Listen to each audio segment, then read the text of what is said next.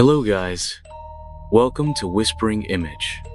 Today I am going to tell you true horror story. I worked the night shift for almost 3 years at a small 24-hour gas station on the edge of town.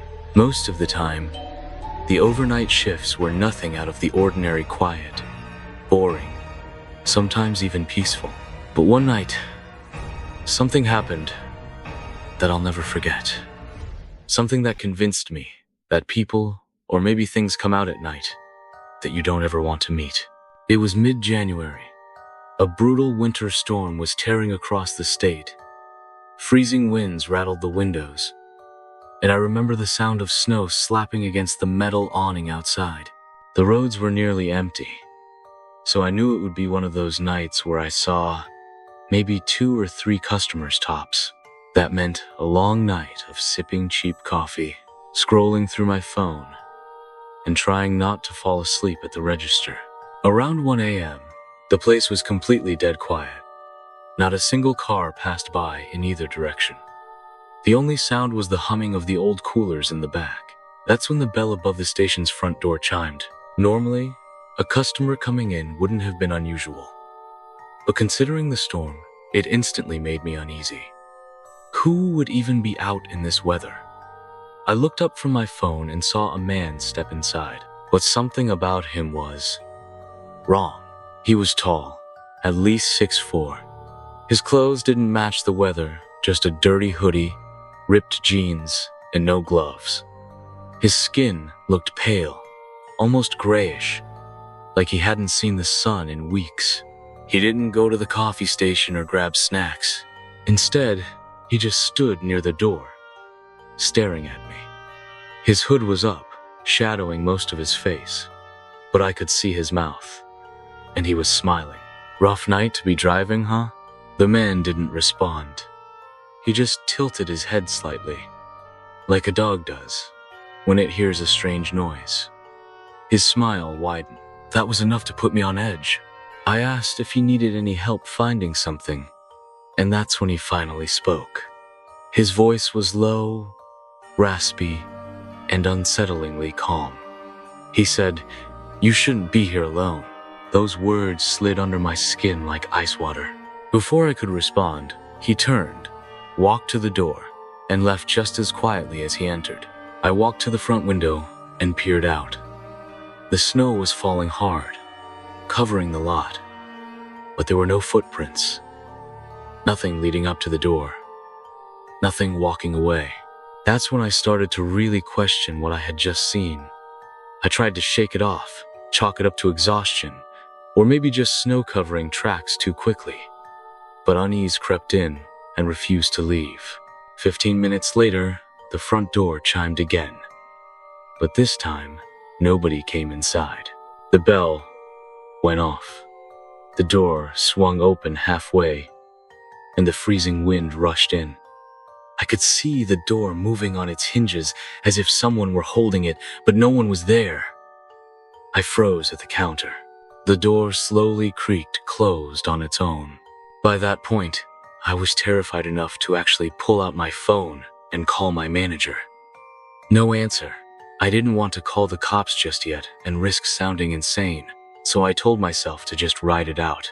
There was an old monitor behind the register that looped the store's CCTV feed.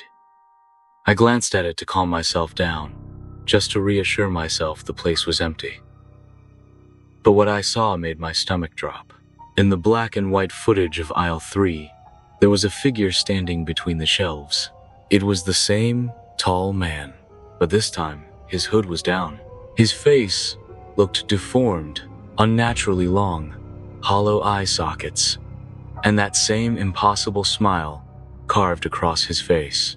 I whipped my head up to look down aisle 3, but it was completely empty. When I looked back at the monitor, the figure was gone. That was when the lights above aisle 3 flickered violently. I could hear them buzzing like they were about to burn out. Something about the sound, the rapid ticking and popping, set me off. I grabbed my phone again, ready to call the police. But then, clear as day, right behind me, I heard someone whisper, "Don't turn around." I froze. The voice was gravelly, broken, and it came from inside the store. I couldn't even breathe. Every instinct inside me screamed to look behind me, but my body locked up. The whisper came again, closer this time. "You shouldn't be here." I spun around, but the store was empty. Just aisles, fridges, and silence. I was on the verge of bolting outside, storm or not, but I couldn't risk leaving the cash register or the building unlocked. So instead, I called the cops and told them someone was messing with me in the store, possibly hiding inside. They said they'd send a cruiser as soon as possible, though with the storm it could take half an hour. That's when I remembered something. The basement. There was a trap door in the back room that led to a storage basement. Most of the staff hated going down there because it always smelled damp, like mildew and rust. The manager kept cleaning supplies and some old equipment down there. I walked to the back, and sure enough, the trap door was wide open. I swear to you, I never left it open that night. The air drifting up from the basement was freezing cold, colder than the storm outside. And from beneath, I swear I heard faint, slow breathing. I backed away carefully and locked myself in the staff bathroom. I sat in the corner, trying to keep my shaking under control, waiting for the police to arrive. When they finally did, 2 officers came in and searched the station top to bottom. No sign of forced entry, no footprints outside in the snow. Basement was completely empty, except for shelves and cleaning supplies. One officer suggested maybe I'd been dozing off and imagined things, but the other one stopped when he checked the security monitor. He froze, stared at the screen, then asked me, "How many people did you say came in tonight?" I told him just the one man at the beginning. He played back the footage of the front door around 1 a.m. The timestamp was right when I'd seen the man enter, but on the footage, the door opened, and nobody came in. The officer looked at me, pale as a sheet, then shut the monitor off. They stayed around with me for another 20 minutes before leaving, but their faces told me everything. They had no explanation, and they didn't want to stay longer than they had to. I quit the gas station 2 weeks later. To this day, I can't explain what I saw that night. Was it a haunting? A hallucination from exhaustion? Or something worse? Something that lives in places we don't normally look, waiting for us to be alone. All I know is that I can still hear that voice sometimes, whispering behind me, just when I'm alone at night. And even though I moved on, even though the storm is long gone, and the gas station has new employees, I'll never forget the smile on that man's deformed face, or the fact that he told me I shouldn't have been there. Maybe he was right. I never believed in ghosts, hell. I barely believed in coffee, working a 3rd shift, until that winter at the warehouse changed everything. I was fresh out of college, a new hire at a logistics facility on the outskirts of town. The place was enormous. Think half a football field of cold concrete, rattling garage doors, endless steel shelves stacked with cardboard boxes destined nowhere interesting. 3rd shift was just me, and one other person named Keith, a guy in his 40s who chain-smoked in the employee break room and rarely looked you in the eye. "You'll get bored before you get spooked," he'd said my first night. He was wrong. It was January, and we were in the heart of a polar vortex sweeping through Ohio. Nobody came in or out except our trucks, and those slowed to a trickle once darkness fell. The wind howled so loud outside that the walls themselves seemed to breathe. The heat barely worked, leaving every room with a damp chill. We had a strict routine. Keith manned the front office, scanning bills of lading, while I checked inventory in the deep aisles. Most nights, nothing happened beyond a spill or maybe a flickering bulb. But this night felt off. Somehow, around midnight, I was down in aisle 17, where we kept old, unsorted shipments nobody wanted to claim. As I was ticking off boxes on my list, I heard music. Not radio, not a phone, someone whistling a slow, weird tune. It was the kind of whistling that belonged in a horror movie. Broken notes, the melody almost recognizable, but never quite right. I shouted, "Keith?" No answer. I figured maybe it was a truck driver passing through. There were moments the place echoed so badly, you'd swear voices bounced from nowhere. Still, the whistling grew louder, closer. Then, suddenly, it stopped. When I walked to the next aisle, it was empty. I checked every corner of the racks, shining my flashlight past crates and pallets, but nothing. Not a soul. I laughed at myself for feeling creeped out. That is, until the whistling started again behind me. I jogged over to the front office to find Keith. The tiny space was filled with stale cigarette smoke and the glow of a flickering desk lamp. But Keith wasn't there. His thermal mug lay toppled, coffee slowly spreading over his paperwork. I radioed him nothing. As I circled back toward the loading dock, I noticed the massive doors swinging slightly. The wind outside had picked up, but not enough to budge solid steel. That's when the strobes over the dock flashed, and the warehouse plunged into darkness. Power outages were common, but this time something felt different. A kind of suffocating silence that made my ears ring. I fumbled for my flashlight, scanning the shadowy aisles. The whistling started up again, echoing everywhere. It sounded like someone was making their way down the aisles, tracing each wall with the tune, getting closer with every passing second. That's when my walkie crackled with static, and I heard Keith's voice, raspy, panicked. "Come to the break room, now." I sprinted to the break room, feet pounding on concrete, fighting off the feeling of being watched. The room was lit only by the emergency exit sign, casting a green glow over plastic chairs and a microwave caked in years of splatter.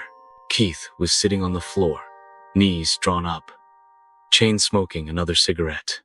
His hands shook so badly ashes gathered on his jeans. "Did you see him?" he whispered. "Who?" I asked, voice barely a whisper. "Keith says, the Whistler. He's back. He was here before years ago. Security said it was just the wind. I know what I saw." He refused to tell me what happened last time, but his fear was genuine.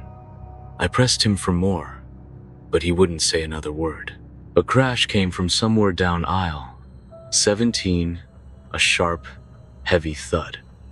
The whistling resumed, but this time it was joined by something else. Footsteps, armed with a crowbar and my flashlight. I headed towards aisle 17. Every rational part of me told me just to call the police and wait. But adrenaline, or stupidity, pushed me on. The power flickered back on for a split second, bathing the whole warehouse in pale blue light. That's when I saw it, something tall, thin, moving between the shadows of the racks. Its face, if you could call it that, wasn't really a face at all.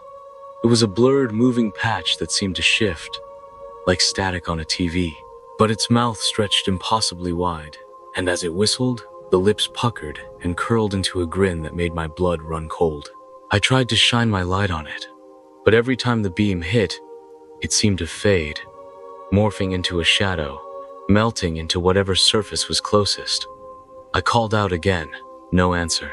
Suddenly, stacks of boxes toppled from a nearby shelf, nearly crushing my leg. The whistling stopped. A whisper filled the air. "Get out!" I turned to flee, but the aisles themselves seemed to twist and lengthen. Every path led deeper into the dark. I heard Keith screaming from the break room, desperate, pleading. I ran, following the sound. But the warehouse played tricks on my mind, shelves rearranged. Exits disappeared. I stumbled over crates, crashing into a row of metal bins, nearly sending myself sprawling. The whistling began again, this time circular, bouncing off every concrete wall, closing in tighter and tighter. Then, out of nowhere, the emergency sprinklers activated, blasting freezing water everywhere. Steam boiled up from my flashlight's bulb, and the floor turned into a slippery mess. And as I slipped, I looked back to see dozens of pale, elongated faces pressed against the windows, all whistling in unison. I finally made it to the break room, slamming the door behind me. Keith was hyperventilating, clutching a jagged piece of broken glass. He stared at the door and hissed, "Don't let him in. He can't whistle if there's no air." Suddenly, the whistling stopped. Silence. Except for us, breathing hard. Something scraped down the hallway. Slow, deliberate. The doorknob jiggled. "I'm calling the cops," I whispered, my hand shaking so badly I nearly dropped my phone. But before I could dial, Keith slashed the room's window with his glass, and freezing wind howled inside. We hid beneath the plastic table, huddled in terror. It felt like an eternity before blue lights flashed outside. The police pounded on the door. I lifted my head, and the moment I did, I saw the whistler outside, a blurred figure sinking into the darkness, dissolving into mist, and gone. The cops searched everything. There were no signs of breaking and entering, though they did note footprints in the loading dock's dust-bare feet, unnaturally long, toes splayed out sideways. They asked about Keith, but he refused to answer. He quit 2 days later and disappeared.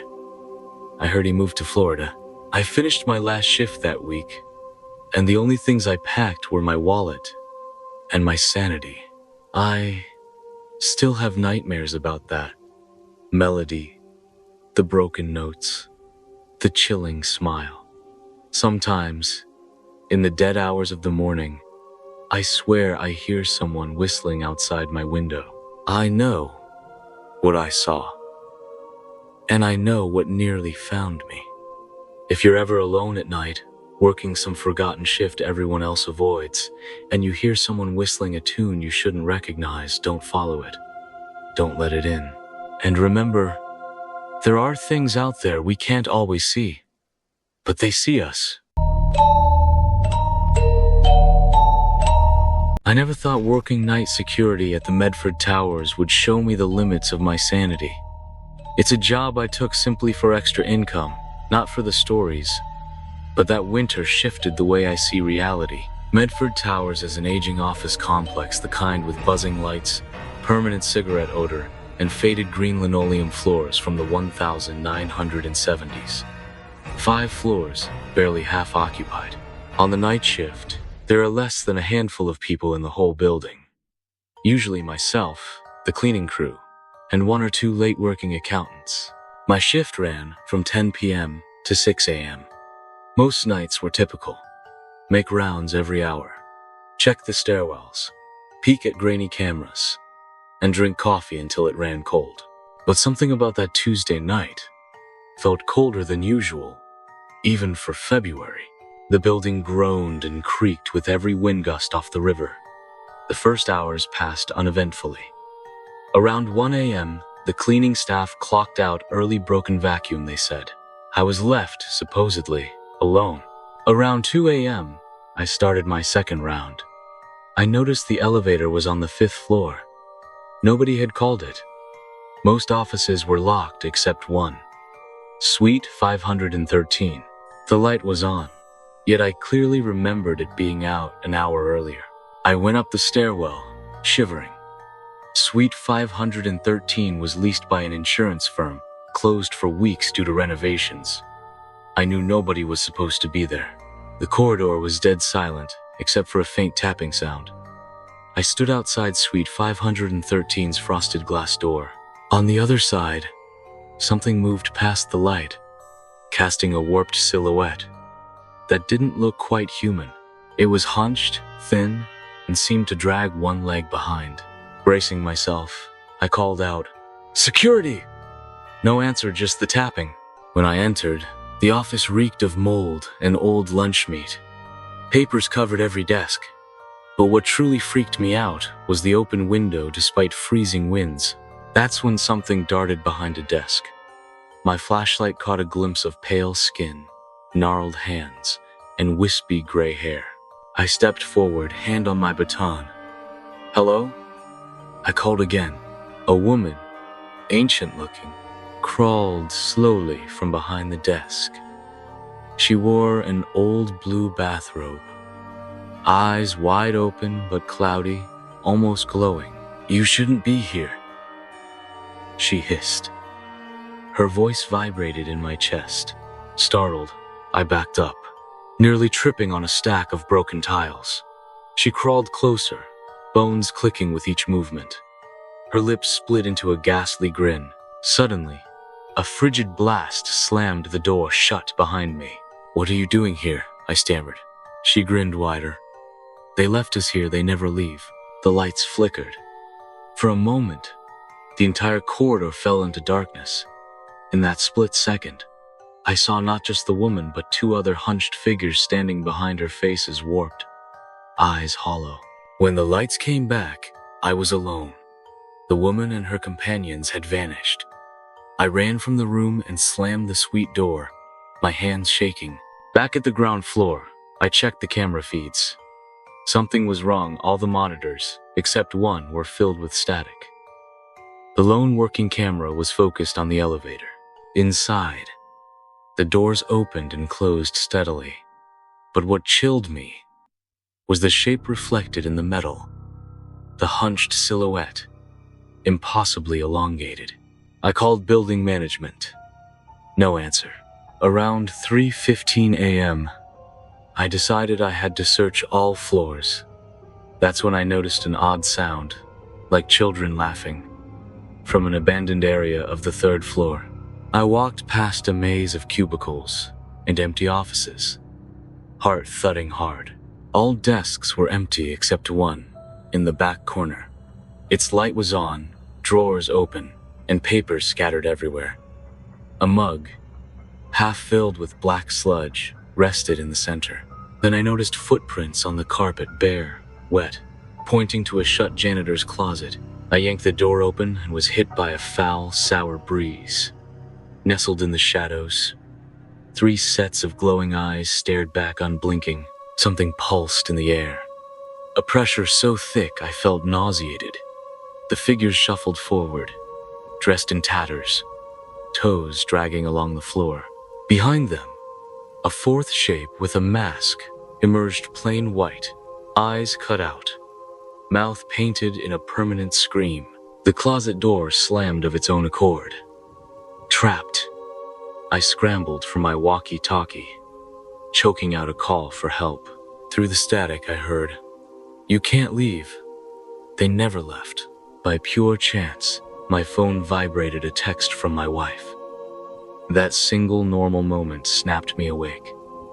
I pressed against the closet door as hard as I could. It opened with a shudder. I sprinted to the stairwell, panicked. I tried the elevator doors stuck at the 5th floor, so I took the stairs, hoping to reach the safety of my car parked underground. But when I reached the basement, I saw something that made me question everything. In the long gray corridor, every light buzzed and flickered. Water seeped from pipes overhead. A line of old desks blocked the path. There, sitting at the end of the hall, was the ancient woman from suite 513. She was surrounded by dozens of blank-faced apparitions, all staring in my direction. She lifted her hand and beckoned for me. Panic made me freeze then. Every light snapped off at once, plunging the space into midnight darkness. A rush of wind and laughter swept past me. I felt invisible hands pulling at my jacket, tugging me towards the ancient woman. Suddenly, blinding light filled the hallway, the emergency floodlights. Every ghostly figure turned to look with rage-filled eyes. The woman rose, hovering inches above the floor, and let out a scream that shook every wall. The apparitions vanished with the light, leaving me alone and breathless. I sprinted from the basement, up the ramp, into the snow-choked street. The rest of my shift, I sat in the security office door locked, every light on, ignoring the buzzing phones. At dawn, building management arrived. I stammered out every detail. But nothing in the camera archives matched what I saw, just static and flickering shadows. A few months later, Medford Towers closed for renovations. They tore out Suite 513 and gutted the third floor. I'll never forget the look on the foreman's face when he found a decades-old blue bathrobe, bones wrapped inside. Now I work day shift. But sometimes, late at night, when the sky is extra black, I swear I hear laughter from behind locked office doors. If you find yourself working late in an old building, pay attention to which floors are truly empty and which ones are only waiting. If this story sent chills down your spine, hit like. Let me know in the comments what creeped you out most. And don't forget to subscribe Whispering Image for more disturbing true night shift horror stories.